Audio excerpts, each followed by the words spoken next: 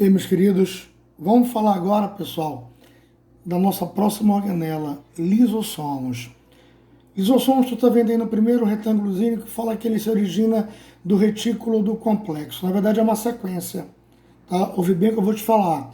A membrana origina o retículo origina o complexo, vesículas que vão se desprender do complexo com enzimas de natureza proteica produzidas lá pelo retículo endoplasmático rugoso é que vão dar origem ao lisossomo. Então é uma sequência. Essa organela ela vai apresentar uma bolsinha que apresenta no seu interior enzimas com caráter digestivo, proteínas ácidas com capacidade de digerir.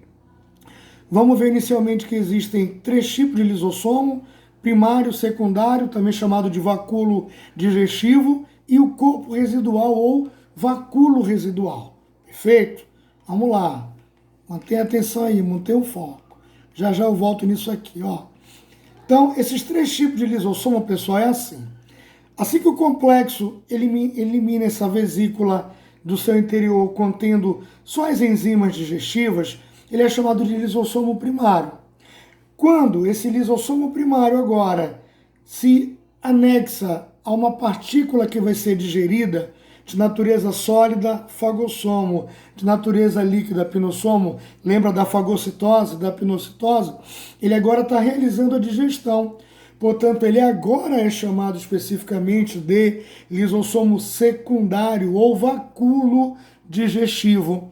Houve digestão. O que tem de bom, ele vai jogar para o citoplasma os resíduos dessa partícula que foi digerida, que ele não aproveitou, permanecem dentro dele. Ele agora passa a ser chamado de corpo residual e ele vai se encaixar a membrana pelo lado de dentro, expurgando, plasmocitando, defecando, colocando para fora da célula os resíduos que não foram muito bem aproveitados.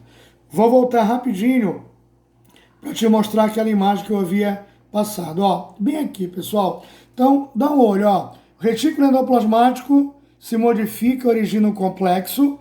Vesículas que vão se desprender do complexo serão chamadas de lisossomo. Nesse momento é chamado de lisossomo primário. Beleza?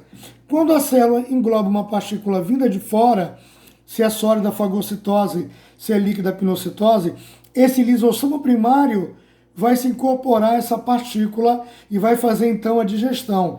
Nesse momento que ele está digerindo, ele é chamado de vacúolo digestivo. Bem, o que tem de bom? Ele joga para o citoplasma guardar, o resíduo fica dentro dele e ele agora passa a ser chamado de corpo residual e ele vai estar realizando, filhotes, ó, a exocitose, a plasmocitose ou a defecação celular. Perfeito?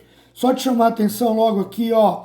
Quando se trata de lisossomo, eu posso ter uma digestão de uma partícula vinda de fora. Essa digestão é chamada de heterofágica, mas vai acontecer uma digestão de um componente da célula. Uma mitocôndria que deu problema, um pedaço do retículo que se desprendeu, uma proteína que desnaturou.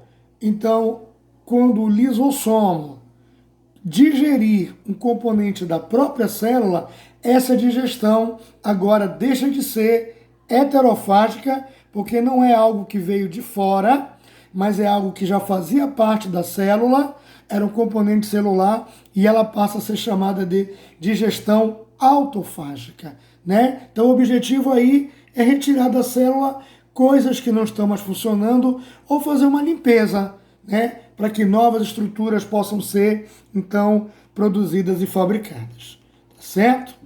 Então, aqui tu vai ver na nossa aula exatamente a explicação do que é digestão autofágica, do que é digestão heterofágica, é o que eu acabei de te falar. Apenas faz a leitura, dá uma olhadinha lá no teu material também, tá certo? Aí, pessoal, essa imagem aqui mostrando exatamente isso, ó, de fora.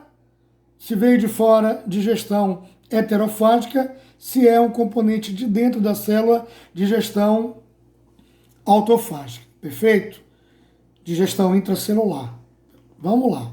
Mas existe um fenômeno, né, chamado de autólise, ou citólise, ou morte celular, ou apoptose, como alguns materiais trazem, o nosso material traz isso, que é a própria morte da célula. Imagina que a membrana do lisossomo se rompe no interior da célula, liberando as enzimas digestivas poderosíssimas, que vão então agora não só destruir um componente, mas vão destruir a célula como um todo. E isso vai acarretar na morte da célula. Bem, na natureza, filhotes, a gente vai encontrar isso aqui muito bem observado em dois processos.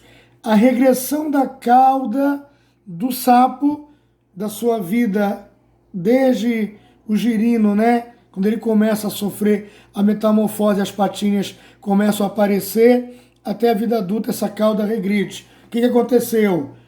Os lisossomos das células que formavam a cauda do lisossomo são programados geneticamente para, em determinada situação, quando essa metamorfose estiver concluída, eles estouram e vão gradativamente digerindo, diminuindo e regredindo a cauda do girino.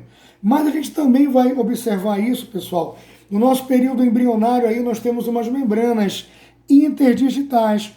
Mas depois que a criança nasce, não existe mais essas membranas, que fez com que elas desaparecessem. Exatamente a apoptose, a autólise, a citólise, a morte celular provocada pelo rompimento da membrana do lisossomo, liberando essas enzimas, levando automaticamente à destruição da estrutura como um todo. Então, lisossomo, não te esquece, organela envolvida com a digestão intracelular. Abraços e até a próxima.